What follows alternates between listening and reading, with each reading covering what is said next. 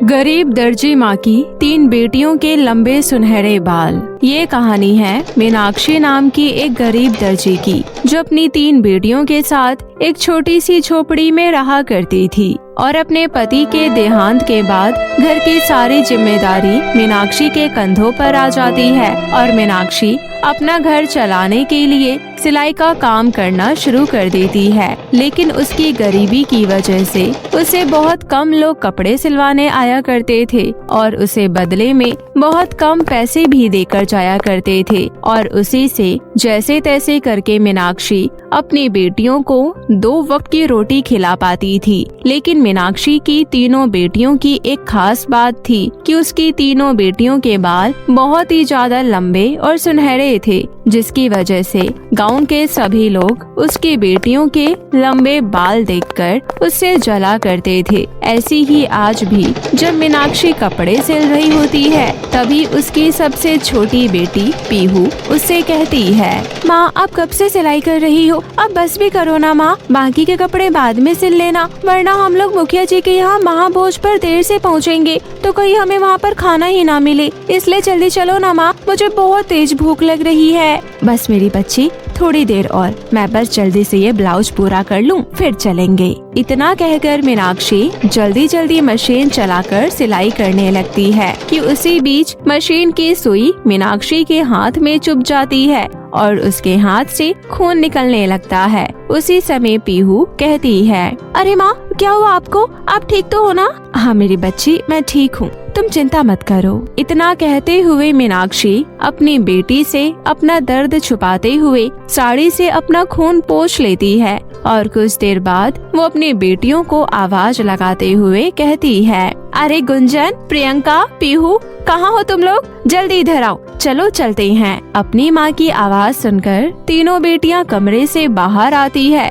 उसी समय उसकी दूसरी बेटी प्रियंका कहती है, लेकिन माँ क्या मुखिया जी के घर ये फटे पुराने कपड़े पहनकर दावत खाने जाएंगे? ये तो बहुत ही ज्यादा फट चुकी हैं। प्रियंका की ये बात सुनकर उसकी बड़ी बहन गुंजन कहती है, कोई बात नहीं प्रियंका, वैसे भी इतनी भीड़ में हमारे कपड़े कौन देखेगा, और माँ तो हमारे लिए वैसे भी दिन रात इतनी मेहनत करती है ना, लेकिन फिर भी उनके पास इतने पैसे नहीं है कि वो हमारे लिए कोई नए कपड़े खरीद सके। अपनी बेटियों की बातें सुनकर मीनाक्षी की आंखों में आंसू आ जाते हैं और वो अपने आंसू पोंछते हुए कहती है, अरे मेरी बच्चियों, माना कि तुम लोगों के पास नए कपड़े नहीं हैं, लेकिन तुम लोगों के ये लंबे सुनहरे बाल भी किसी से कम नहीं है, इसलिए अभी देखना मैं तुम लोगों की कितनी सुंदर चोटियां बनाती हूँ, फिर मेरी बिटिया भी किसी राजकुमारी से कम नहीं लगेगी। इतना कहकर मीनाक्षी अपनी तीनों बेटियों की सुंदर सुंदर चोटी बनाती है और कहती है,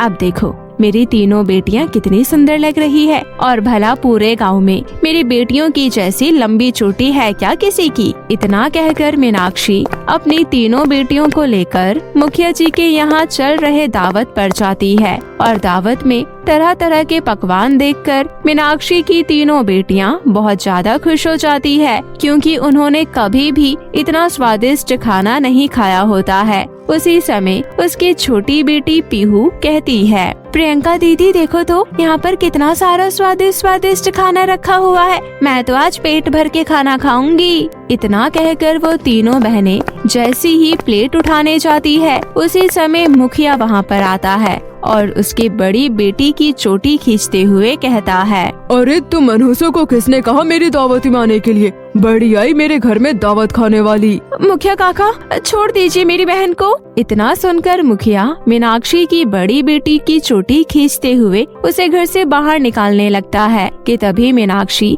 आंखों में आंसू लिए कहती है, अरे मुखिया जी ये आप क्या कर रहे हैं, छोड़िए मेरी बच्ची के बाल को। अरे आपको जरा सी भी दया नहीं आई इन मासूम बच्चियों के बालों को खींचते हुए? अच्छा तो इन मनहूस बच्चियों के साथ साथ उसकी माँ भी यहाँ आई है, तभी तो मैं कहूँ कि इन 2 कोड़ी की बच्चियों में इतनी हिम्मत कहाँ से आई कि ये मेरे घर में घुस गई। बस करिए मुखिया जी, पहली बात तो ये है कि मेरी बेटियां मनहूस नहीं है, तो आप इन्हें बार बार मनहूस कहना बंद करिए। और रही बात आपके घर में घुसने की, तो आपने इस दावत पर पूरे गांव को न्योता दिया था, तो हमें लगा शायद हम भी इस गांव का हिस्सा है, तो बस इसी वजह से हम भी इस दावत में आ गए।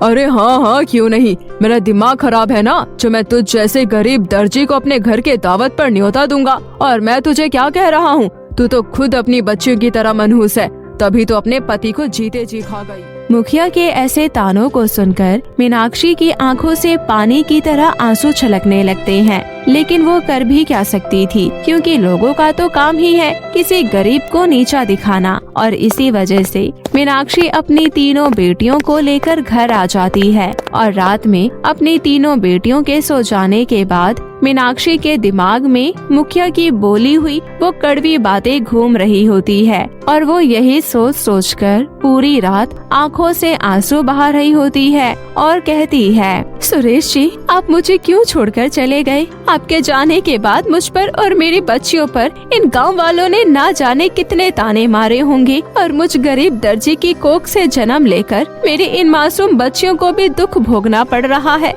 मैं इनके लिए कुछ भी नहीं कर पाती हूँ। ऐसी ही कुछ ही देर में सुबह हो जाती है और मीनाक्षी अपनी बड़ी बेटी से कहती है, अरे गुंजन बेटी, तुम जाओ जल्दी से कुएं पर से पानी भर लाओ, मैं जब तक खाने के लिए कुछ बना देती हूँ। ठीक है माँ। इतना कहकर गुंजन जैसी ही कुएं पर पानी भरने जाती है, तभी उसके लंबे बालों को देखकर नैना नाम की एक लड़की गुंजन से जलने लगती है और मन ही मन कहती है, पता नहीं इस गरीब दर्जी की बेटियों के बाल इतने लंबे कैसे हो गए हैं, लेकिन कोई बात नहीं, इसे तो मैं अभी सबक सिखाती हूँ। अरे तो इस कुएं से पानी नहीं भर सकती? लेकिन क्यों नैना दीदी, गांव के सभी लोग तो यहीं से पानी भरते हैं ना, तो मैं क्यों नहीं भर सकती हूँ? अच्छा, तो अब तो जैसी गरीब दर्जी की बेटी मुझसे जवान लड़ाई की, रुक जा अभी बताती हूँ तुझे। इतना कहकर नैना जैसी ही गुंजन के बालों को खींचने जाती है, वैसे ही उसका पैर फिसल जाता है और वो कुएं में गिर जाती है और जोर जोर से चिल्लाने लगती है, अरे कोई बचाओ मुझे, मैं डूब रही हूँ, कोई तो मेरी मदद करो। आप चिंता मत करिए नैना दीदी, मैं अभी आपकी मदद करती हूँ। इतना कहकर गुंजन अपनी लंबी चोटी को कुएं के अंदर फेंकती है और कहती है, सुनिए नैना दीदी, आप मेरी चोटी को पकड़कर बाहर आ जाइए। इतना सुनकर नैना गुंजन की लंबी चोटी को पकड़कर कुएं से बाहर आ जाती है और इस तरह मीनाक्षी की बेटियों को जब भी मौका मिलता था तो वो गांव वालों की इसी तरह मदद किया करती थी, लेकिन फिर भी गांव वाले उन लोगों को बुरा भला कहते थे। ऐसी ही एक दिन जब मीनाक्षी कपड़े सिल रही होती है, तभी अचानक से उसकी मशीन चलते चलते खराब हो जाती है और वो कहती है, हे भगवान, ये क्या हो गया? अचानक से ये मशीन कैसे रुक गई? कहीं ये खराब तो नहीं हो गई? अरे इसी के सहारे तो मैं अपनी बेटियों को 2 वक्त की रोटी खिला पा रही थी, अब ऐसे में अब मैं क्या करूँगी? और इस तरह सिलाई मशीन खराब होने की वजह से मीनाक्षी के घर के हालात दिन पर दिन और भी खराब होती जा रही थी और वो अपनी गरीबी की वजह से वो अपनी बेटियों को पानी पिलाकर ही दिन काट रही होती है। लेकिन फिर भी गांव वालों को उन लोगों पर जरा भी तरस नहीं आता है। तभी एक दिन उस गांव में एक अनाउंसमेंट होता है, सुनिए सुनिए, मेरी बात ध्यान से सुनिए। 2 दिन बाद इस गांव में एक कंपटीशन होने जा रहा है, जिसमें जिसके भी बाल सबसे ज्यादा लंबे होंगे वो ये कंपटीशन जीत जाएगा और जीतने वाले प्रतियोगिता को 10 लाख रुपए का इनाम दिया जाएगा। मीनाक्षी की बेटियां ये अनाउंसमेंट सुनकर बहुत ज्यादा खुश हो जाती है और घर आकर अपनी माँ से कहती है, माँ आपने सुना, हमारे गांव में एक कंपटीशन होने वाला है जिसमें जीतने वाले प्रतियोगिता को 10 लाख रुपए इनाम दिया जाएगा। फिर तो माँ हम भी इस कंपटीशन में भाग ले सकते हैं और जीतने पर हमें जो पैसे मिलेंगे उससे हम आपके लिए एक नई सिलाई मशीन और एक सुंदर सा बुटीक खोलेंगे, फिर हमारे भी सारे दुख दूर हो जाएंगे। लेकिन दीदी, सिर्फ लंबे बाल होने से बात नहीं बनेगी, इसके लिए तो हमारे पास सुंदर कपड़े भी होने चाहिए ना। तुम उसकी चिंता मत करो मेरी बच्चियों, मैं बनाऊंगी तुम लोगों के लिए नए कपड़े। इतना कहकर मीनाक्षी अपनी सिलाई मशीन को जैसे तैसे चलाकर बचे हुए कपड़े को जोड़ जोड़ कर अपनी बेटियों के लिए कपड़े बनाती है और वही कपड़े पहनकर उसकी बेटियां कंपटीशन में पार्टिसिपेट करती है और अपनी लंबी चोटियों को लहराते हुए वो सभी का दिल जीत लेती है और ये कंपटीशन जीत जाती है और उन्हें 10 लाख रुपए का इनाम लेता देख गांव वालों को भी अपनी गलती का एहसास हो जाता है और उन लोगों की सोच भी मीनाक्षी की बेटियों के प्रति बदलने लगती है। और इस तरह मिले हुए पैसों की मदद से मीनाक्षी अपना एक बड़ा सा बुटीक खोलती है और अपनी छोटी सी झोपड़ी को एक पक्के मकान में बदल देती है, जिसके बाद उनकी जिंदगी में किसी तरह की कोई तकलीफ नहीं होती है और वो लोग अपनी माँ के साथ खुशी खुशी अपना जीवन व्यतीत करने लगते हैं।